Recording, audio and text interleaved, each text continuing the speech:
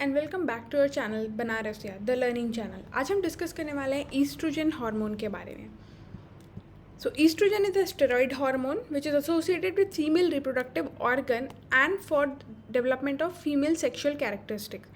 Oestrogen is also known as estrone, estradiol और estriol, among which estradiol is the most common form of estrogen used for hormone replacement therapy in treatment of symptoms in menopausal conditions, whereas estrogen shows promising results for prevention of osteoporosis, coronary artery disease during menopausal conditions. So how estrogen works in our body?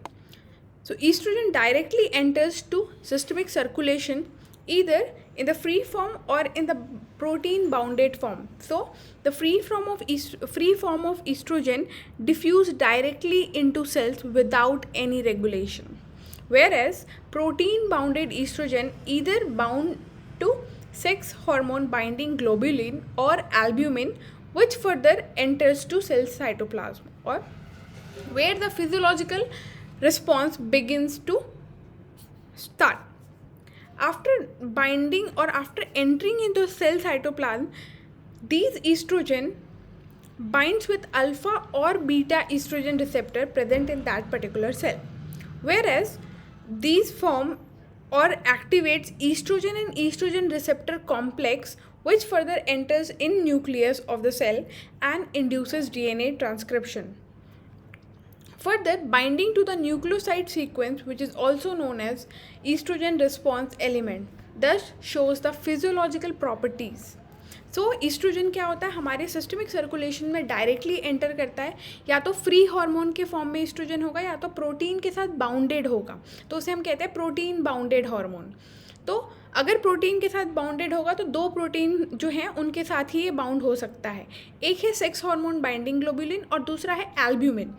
तो जब oestrogen या तो free form में या तो bounded form में, जैसे भी फॉर्म में रिलीज़ हो रहा है, सिस्टमिक सर्कुलेशन में जा रहा है, वो डायरेक्टली सेल से इंटरेक्ट करेगा और जैसे ही वो सेल साइटोप्लाज्म में जाएगा, सेल साइटोप्लाज्म में जाने के बाद उसकी फिजियोलॉजिकल रिस्पॉन्स जो है वो इनिशिएट की जाएगी।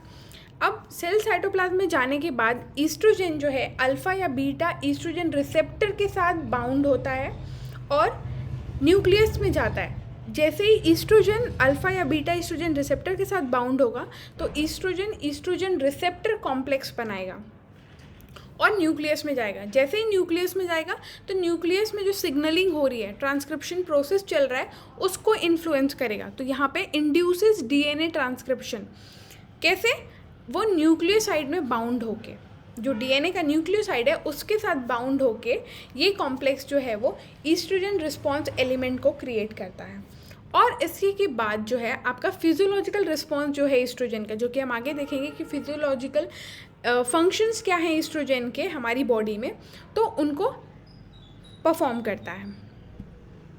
Next, regulation. तो ईस्ट्रोजन का रेगुलेशन जो है वो नेगेटिव फीडबैक मैकेनिज्म से रेगुलेट किया जाता है, जो कि हाइपोथैलेमस और पिट्यूटरी को मिलता है। नेगेटिव फीडबैक मैकेनिज्म ये है कि जैसे ही हार्मोन सिक्रीशन कंप्लीट हो जाता है, जितने अमाउंट या ड्यूरेशन के लिए हार्मोन सिक्रेशन एफिशिएंट होता है, उस पर्टिकुलर सेट पॉइंट के बाद हमारा जो हार्मोन है वो खुद ब खुद जो सिक्रीटिंग सिस्टम है, जैसे हाइपोथैलेमस और पिट्यूटरी जो है रिलीज़ करते हैं, इनिशिएट करते हैं सिक्रीशंस को, तो इनको नेगेटिव फीडबैक भेजेगा कि अब जो है हार्मोन का सेट पॉइंट आ चुका है, जितना अमाउंट रिक्वायर्ड था उतना फुलफिल किया जा चुका है, तो अब फर्दर सिक्रीशन और प्रोडक्शन को जो है वो बंद किया जाए।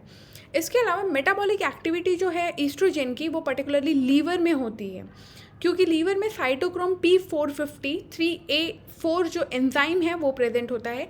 यह एंजाइम बहुत सारे ड्रग को मेटाबोलाइज करने के लिए भी रिस्पॉन्सिबल है। साथ ही साथ ये पर्टिकुलर साइटोक्रोम P450 3A4 जो है वो हमारे इंटेस्टाइन में भी प्रेजेंट होता है, जो कि जीनोबायोटिक्स के लिए रिस्पॉन्सिबल है। साथ ही साथ ईस्ट्रोजन जो है हमारे यूरिन के थ्रू एलिमिनेट किया जाता है। तो what are the physiological effects of estrogen in our human body? सबसे पहले ब्रेस्ट, क्योंकि जैसा कि हमने स्टार्टिंग में ही पढ़ा था कि female reproductive organ, female reproductive characteristics के लिए ईस्ट्रोजन रिस्पॉन्सिबल है।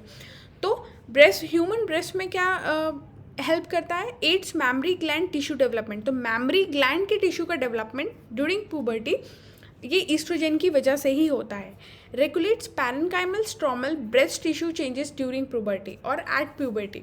तो प्यूबर्टी के टाइम पे जो पैरेन्काइमल और स्ट्रोमल ब्रेस्ट टिश्यूज़ हैं उनमें जो भी चेंजेस आते हैं वो ईस्ट्रोजन के लेवल ही रेगुलेट करते हैं, उनके लेवल पे ही डिटरमाइन होते हैं। साथ ही साथ estrogen is responsible for mammary duct development during pregnancy and at puberty. Mammary duct का डेवलपमेंट जो है वो ईस्ट्रोजन के बेसिस पे ही होता है। और estrogen is also responsible for milk secretion during lactation और पोस्टपार्टम। सेकेंड इम्पॉर्टेंट ऑर्गन है जिसपे हमारे ईस्ट्रोजन का रेगुलेशन होता है, जिससे हमारा ईस्ट्रोजन रेगुलेट करता है, वो है हमारा uterus, human female body uterus. तो यूट्रस में जो है ईस्ट्रोजन हेल्प करता है to proliferate endometrial cells in follicular phase of menstrual cycle.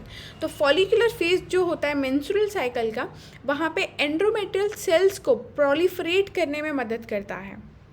साथ ही साथ ड्यूरिंग प्रेगनेंसी एंडोमेट्रियल थिकनिंग के लिए भी रिस्पॉन्सिबल हमारा ईस्ट्रोजन ही होता है। Next, contraception. तो इथेनल ईस्ट्राडायोल जो कि मेन इंग्रेडिएंट होता है हमारे ओरल कॉन्ट्रासेप्टिव पिल्स का, वो जो है कॉन्ट्रासेप्शन में मदद करता है ईस्ट्रोजन। अब ये कैसे मदद करता है? तो ये पर्टिकुलर कंटेंट ईस्ट्राडायोल जो है ओरल कॉन्ट्रासेप्शन में प्रेजेंट होता है ईस्ट्राडायोल कंपाउंड के फॉर्म में। वो क्या करता है, हमारे हाइपोथैलेमस से गोनेडोट्रोपिन रिलीजिंग हार्मोन के सिक्रीशन को कम करता है। साथ ही साथ पिट्यूटरी से एलएच और एफएसएच के सिक्रीशंस को बढ़ाता है ताकि ओवल्यूशन जो है वो ना हो सके। Next important effect of oestrogen is on vagina. तो oestrogen supports the proliferation of epithelial mucosal cells of the vagina as well as of vulva. तो वल्वा और विजाइना के एपिथेलियल म्यूकोसल सेल्स को सपोर्ट करने के लिए, उनके प्रोलिफरेशन के लिए ईस्ट्रोजन बहुत इसेंशियल है।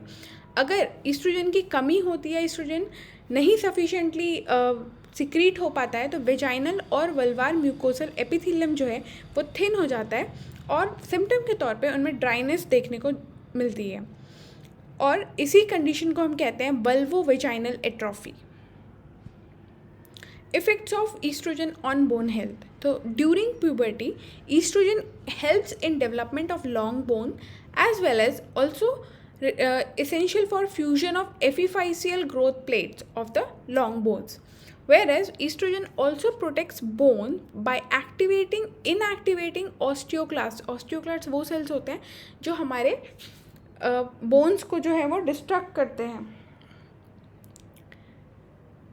तो osteoclasts की एक्टिविटी को इनहिबिट करके वो osteoporosis से हमको बचाता है during menopause. Next, effect of oestrogen on cardiovascular system. तो ईस्ट्रोजन जो है हमारे प्लाज्मा लिपिड लेवल्स को अफेक्ट करता है। ईस्ट्रोजन हमारी हाई डेंसिटी लिपोप्रोटीन और ट्राइग्लिसराइड के लेवल को इंक्रीज करता है। साथ ही साथ हमारे low density lipoproteins, total cholesterol, इनको कम करता है, जो कि हमारे कोरोनरी आर्टरी डिसीज़ के लिए एक बहुत बड़ा रिस्क फैक्टर है। Different ways to administer oestrogen. So oestrogen को oral, vaginal ring, intramuscular, transdermal, इनमें से किसी भी फॉर्म में दिया जा सकता है। Different doses as per the patient's condition. Then indications, कौन कौन सी ऐसी कंडीशंस है जिसमें FDA ने अप्रूव किया है कि हम क्लिनिकली ईस्ट्रोजन का यूज़ कर सकते हैं। तो primary ovarian insufficiency, female hypogonadism, symptoms associated in menopause like vulvovaginal atrophy, dyspareunia, hot flashes, night sweat, and also helpful in prevention of osteoporosis. Estrogen is the major component of oral contraceptive pills to prevent pregnancy. In moderate acne vulgaris treatment, estrogen is employed. Other than this, prostate cancer with advanced form of metastasis, estrogen can be very helpful. Whereas non-FDA approved indication of estrogen is in polycystic ovarian syndrome, जहाँ पे हमको hyper androgenism और amenorrhoea को treat करने के लिए या manage करने के लिए ईस्ट्रोजन का यूज़ करना होता है। Next, adverse effect of using estrogen as a pill or as a therapeutic agent. Estrogen increases breast tenderness, nausea, vomiting, bloating, stomach cramps, headache, weight gain, hyperpigmentation of skin, hair loss, vaginal itching, abnormal uterine bleeding, which is also known as breakthrough bleeding, are some of the adverse effects reported by estrogen users. Then severe side effects. Side effects of using estrogen are hypertension, cerebrovascular accidents, myocardial infarction, exacerbations of asthma and epileptic conditions, pancreatitis, gallbladder diseases, breast hypertrophy, vaginitis, and increases risk of cervical and breast cancers. So contraindications. There are various more other contraindications are there for usage of estrogen in certain conditions.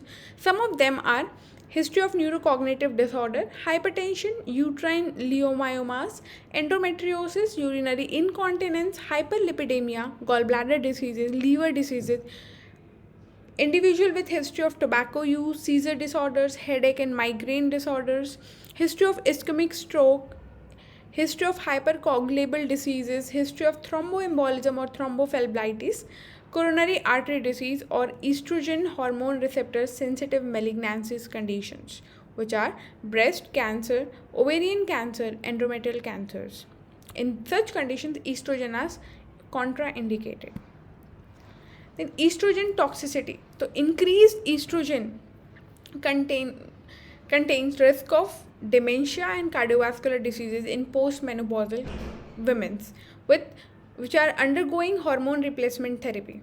So long term estrogen use पे या फिर oestrogen के एक set point के बाद जो increased amount है उसके बढ़ने से न्यूरोकॉग्निटिव डिक्लाइन देखने को मिलता है और हार्मोन सेंसिटिव मेलिग्नेंसीज के चांसेस भी ईस्ट्रोजन टॉक्सिसिटी में बढ़ जाते हैं. Symptoms of estrogen excess. Estrogen toxicity के सिम्टम्स क्या हैं? So those are heavy menstruation, irritability and mood swings, headache, sleep disturbances, breast cysts, endometriosis, fibroids, gallbladder diseases, and thyroid disorders. These are some references and further reads if you want to read more. Thanks for watching.